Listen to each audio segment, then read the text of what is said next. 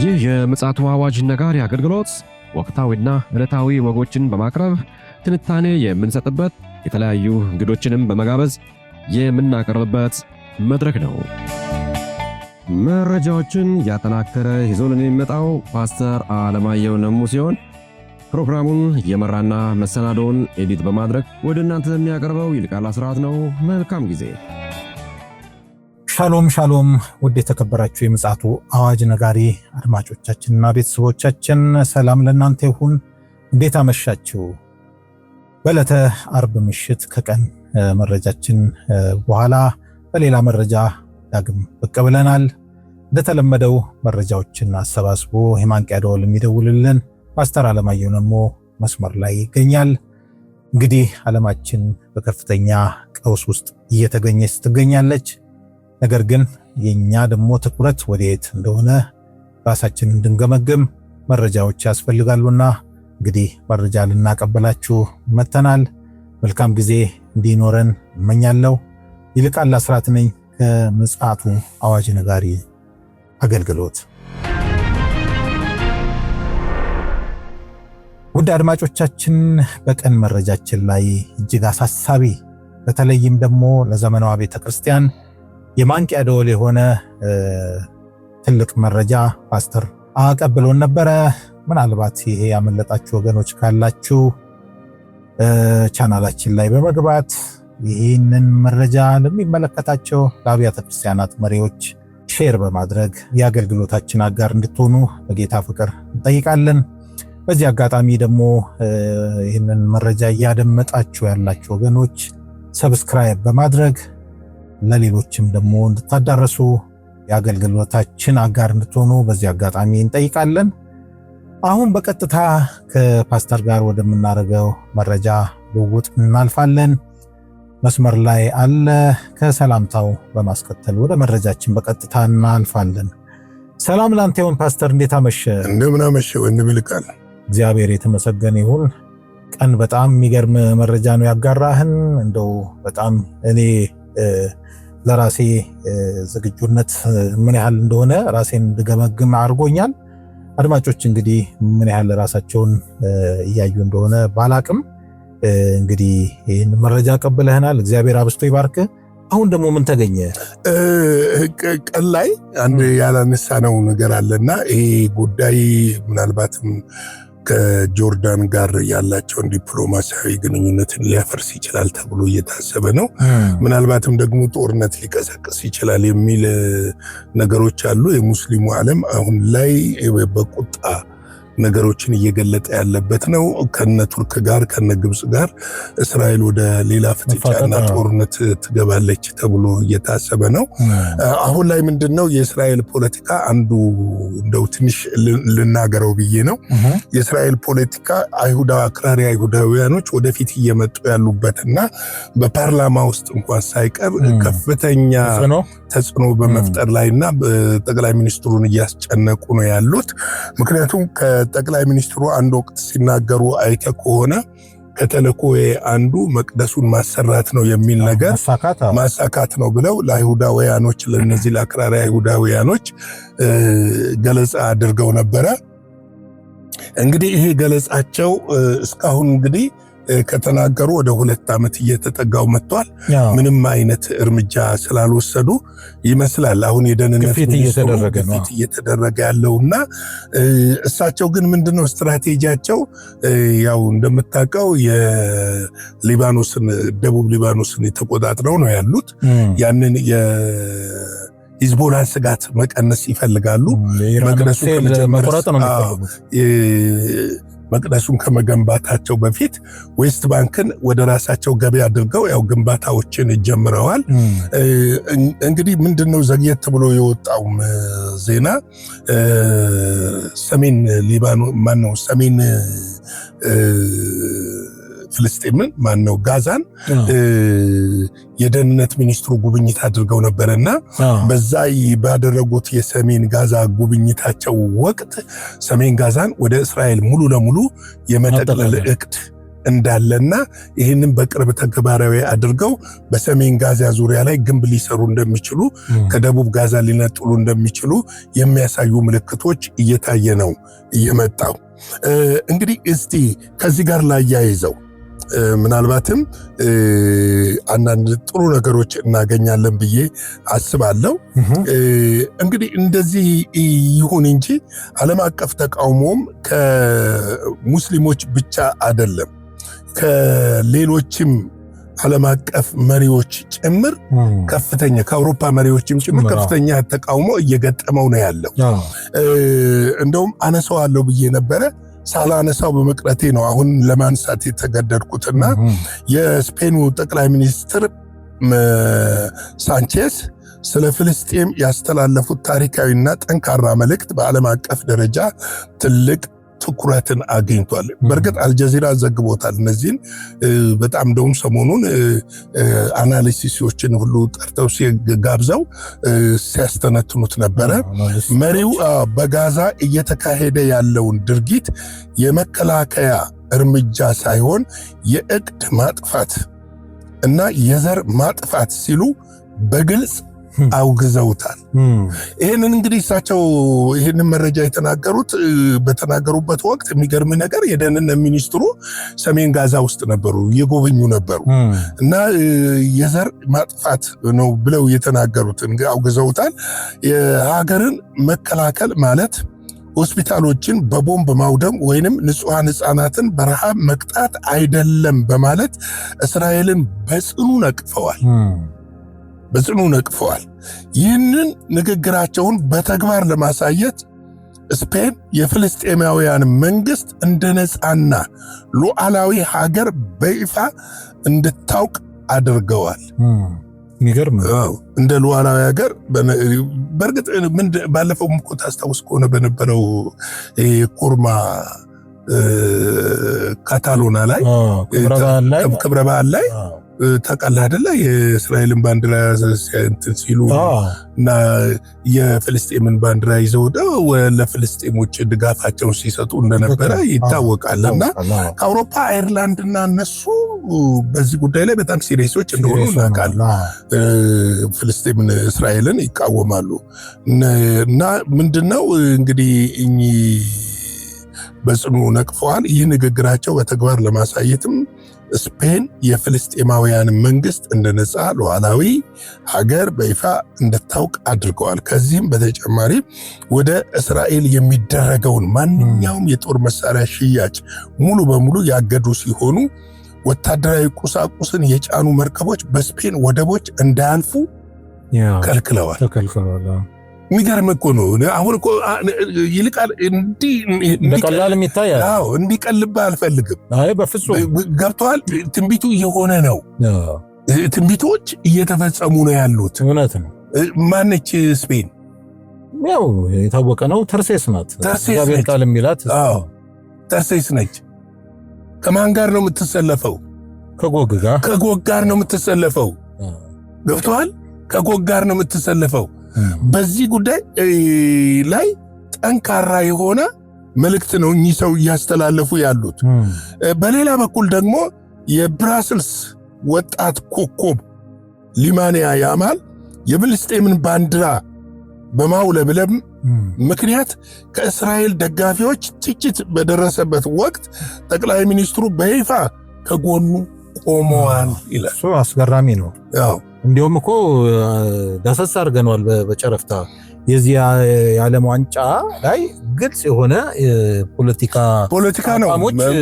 ምንድነው ናታንያሁ እኮ አርጀንቲናን ሲደግፉና አርጀንቲና ማሊያ ለብሰው ናታንያሁ ብቻ አይደለም ህዝቡ ወጥቶ ይሄ በትልልቅ ስክሪኖች እየተከታተለ ነበር። እንደዚሁ ደግሞ በአንጻሩ ስፔንም ውስጥ ከፍተኛ የፖለቲካ አቋም ነው ሲንጸባረቅ የነበረው። እንግዲህ የስፔን ህዝብ ማጆሪቱ ማለት ይቻላል ለፍልስጤም ድጋፋቸውን የሚገልጹ ናቸው። ከዚህ በፊትም የተለያዩ ካምፔንን ሲያዘጋጁ እንደነበረ ይታወቃል። ከአውሮፓ ህብረት ከእስራኤል ጋር ያለውን የኢኮኖሚ ስምምነትና በአስቸኳይ እንዲያቋርጥ ጥያቄ አቅርበዋል። ሳንቼስ ጥያቄ አቅርበዋል። በህፃናት ላይ የሚጨክኑ ምህረት የለውም የሚል ጠንካራ መልእክት አስተላልፈዋል ነው የሚለው። እንግዲህ ይህንን ነገር ስንመለከት አሁን ላይ እዛ አካባቢ ያለው ነገር ከምን ጊዜውም በላይ ትኩረት ሊሰጠው የሚገባ ጉዳይ ነው ለማለት ነው እና ቀላል ጉዳይ አይደለም ብለን እንደው በቀላሉ እንዳናየው ስለፈለኩ ነውና ይህንን ጉዳይ በዚህ መልኩ ላያይዝልህ የፈለኩ። ሌላው እንግዲህ በጣም እንትን የሆነው ቱርክ በጥቁር ባህር ላይ እያደረገች ያለችው ነገር ዓለምን እያስደነቀ መጥቷል። ምንድነው? አሁን የቱርክ ባህር ኃይል በጥቁር ባህር ላይ መጠነ ሰፊ የባህር ውስጥ የፈንጂ የማምከን ወታደራዊ ዘመቻ ጀምሯል። ልምምድ ፈንጂ የማምከን ዘመቻ ጀምሯል ይላል እና ከዩክሬን ጦርነት ተናጥረውና ተንሳፈው የመጡ ባህር ላይ ፈንጂዎችን በዓለም አቀፍ የንግድ መርከቦችና በስትራቴጂካዊ የኃይል ማስተላለፊያ መስመሮች ላይ ከፍተኛ የደህንነት ስጋት መደቀናቸውን ተከትሎ የቱርክ ባህር ኃይል ልዩ የፈንጂ አጥፊና አምካኝ የጦር መርከቦችን በሰሜን ጥቁር ባህር ጠረፍ ላይ መጠነ ሰፊ ፍለጋና የማምከን ዘመቻ መጀመራቸውን በይፋ አስታውቀዋል። እንግዲህ ይሄ እውነት ፈንጂ ማምከን ነው ወይ? ብዙ ነገሮችን ማለት ትችላለህ እዚህ ላይ። ለምን ቀላል ጉዳይ አይደለም። ለምንድነው ከእስራኤል ጋር ፊት ለፊት በባህር ኃይል እየተፋጠጡ ያሉበት ወቅት ላይ ነው እና በባህር ኃይል በፊት ለፊት ከተፋጠጡ እነዚህ ሁለቱ ሀገሮች ይሄ እውነት ፈንጂ ማምከን ነው ወይ? እንግዲህ ይሄ ሂደት የሚፈታው ይመስለኛል። ምንድነው መሰለህ አሁን ከፍተኛ ወታደራዊ ዝግጅት እያደረገችና ቀጥዬ አነሳዋለሁ ፍርድ ቤቱ አንድ የወሰነው ውሳኔ አለ። ከዛ በኋላ አሁን ባለፈው የወሰነው ሳይሆን እንደገና ሁለተኛ የተወሰነ የተጠናከረ ውሳኔ አለ እና ይህ አስቸኳይ ጊዜ ወታደራዊ ስምሪት በፈሳሽ ውሃ አካላት ላይ የሚንቀሳቀሱ የንግድ መርከቦችን ደህንነት ለመጠበቅ ሊከሰት የሚችል ድንገተኛ ፍንዳታዎችን አስቀድሞ ለመከላከል የታለመ መሆኑ ተረጋግጧል ነው የሚሉት። የባህር ኃይል ደህንነትና የጂኦፖለቲካ ተንታኞች እንደሚሉት ከሆነ በጥቁር ባህር ላይ የተንሳፈፉ ፈንጂዎች መበርከት በአውሮፓና በዓለም አቀፉ የዕቃ ነዳጅ ትራንስፖርት መስመር ላይ ከፍተኛ ኢኮኖሚ ደህንነትና ጫና ፈጥረዋል ቢሉም ነገር ግን ቱርክ ትልቅ የሆነ የባህር ላይ ወታደራዊ ልምምድና ዝግጅት እያደረገች ነው ያለችው የሚለው ነገር ይበልጥ ሚዛን እየደፋ መጥቷል። በጣም ይገርማል። ይገርም ነው። አንካራ በጥቁር ባህር ላይ ያላትን የባህር ላይ የበላይነት እና ይሄ ነው ምስጢሩ የደህንነት ሚና ለማጠናከር የምታደርገው ይህ የፈንጂ ማምከን ዘመቻ በሩሲያና በዩክሬን መካከል በሚካሄደው ወደ አጎራባች ዓለም አቀፍ የባህር ክልሎች የሚያደርሰውን ጉዳት ለመከላከል ነው ትበል እንጂ አንካራ እያደረገች ያለችው በባህር ላይ በወታደራዊ በጦርነት ወቅት ያላትን የበላይነት የምታረጋግጥበት ከፍተኛ ወታደራዊ ዘመቻና ጦርነት እያደረገች እንደሆነ ያመለክታል ነው። እንግዲህ ይሄ አሁን ልምምዱ እንደገና ደግሞ አሁን አንተ መጨረሻ ላይ ያነሳው በአካባቢው ላይ ያለውን የባህር ላይ ቁጥጥር ለማድረግ የታሰበው ለአንድ ዓላማ ነው። ቀደም ትንሽ ጨረፍም አድርገናል። አንተም መግቢያ ላይ ስለ ዮርዳኖስ አንስተሃል፣ ስለ ግብፅም አንስተሃል። አንድና አንድ ነው ታርጌታቸው። የእስራኤልም ዓላማም እዛ ላይ ይመስለኛል ዋና ትኩረቷ መቅደሷን መገንባት ነው። እነዚህም ሀገራት ደግሞ ይህንን መቅደሷ ናት ላይ ሊፈርስ የታሰበውን መስጊድ መከላከል ነው፣ ማዳን። ስለዚህ ተወደደም ተጠላም የትንቢት ፍጻሜው እየተቃረበ እንደሆነ አመላካች ነው። ምናልባት ቱርክ እዚህ ላይ አስተያየቷን አልሰጠችም። አሁን እነ ጆርዳን እነ ግብጽ ሌሎችም ሀገራት አረብ ሊግ ሲሰጥ ሁሉንም የሙስሊም ሀገሮች ወክሎ ነው የሚሰጠው። በቀጣይ ግን ነገሮቹን ገምግመው ነገ ተነገ ወዲያ ጠብቅ እርምጃ ማለትም ይወስዳሉ። አንዳንድ ጊዜ ምንድነው ቱርክ እርምጃ ለመውሰድ በጣም በመዘጋጀት ላይ ያለች ሀገር ነች። ከፍተኛ ወታደራዊ አቅምም እየገነባች ያለች ሀገር ነች እና ይሄም የኔቶ አባል ሀገር ናት። እንደገና ደግሞ ስፔን ደግሞ የኔቶም አባል ሀገር ናት። ስለዚህ የስፔን ቀኝ እጅ ድጋፍ ታገኝ ይሆን? እንዴት ነው ይሄ ነገር? በደንብ ነው የምታገኘው። አንደኛ የኔቶን ድጋፍ ሙሉ ለሙሉ ባታገኝም የተወሰኑ ሀገሮችን ድጋፍ ልታገኝ ትችላለች። ይሄ የሚያመለክትህ እኮ ምንድነው መሰለ አሁን ላይ በሰብአዊ መብት በመክሰስና በናትንያሁ ላይ ፍርድ ቤቱ እየወሰዳቸው ያለውን ተከታታይ አቋሞችን ስትመለከት ምንድነው የሚያሳየው? አሁን ለምሳሌ በትናንትና ዕለት አንድ የወጣ መረጃ አለ። የቱርክ ፍርድ ቤት እርምጃ ይልና በናትንያሁ ላይ ይላል። እንግዲህ የፍርድ ቤቱ ውሳኔ ምንድነው? ፍርድ ቤቱ በናትንያሁ ላይ የመያዣ ትዕዛዝ አውጥቷል።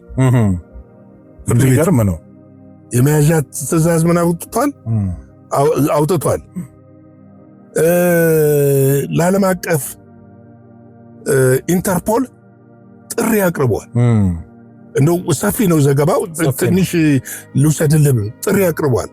እርምጃው ዓለም አቀፍ ሕግን ክብር እንዲጠናከር የሚያሳይ መሆኑን እየገለጹ ነው ያሉት።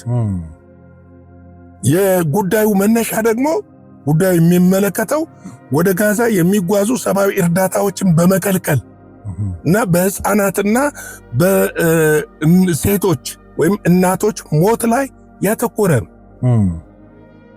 መርከብ ላይ የተፈጸመ ዘረፋና ጥቃት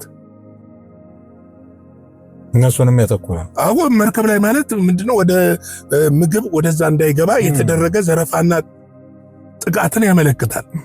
ዓለም አቀፍ ተጽዕኖን እንደ ሀገሪቱ ይህንን እርምጃ እንደ አንድ የፍትህ ድፍረት ተመልክቶ እርምጃ ለመውሰድ የታቀለመ ነው የሚለው።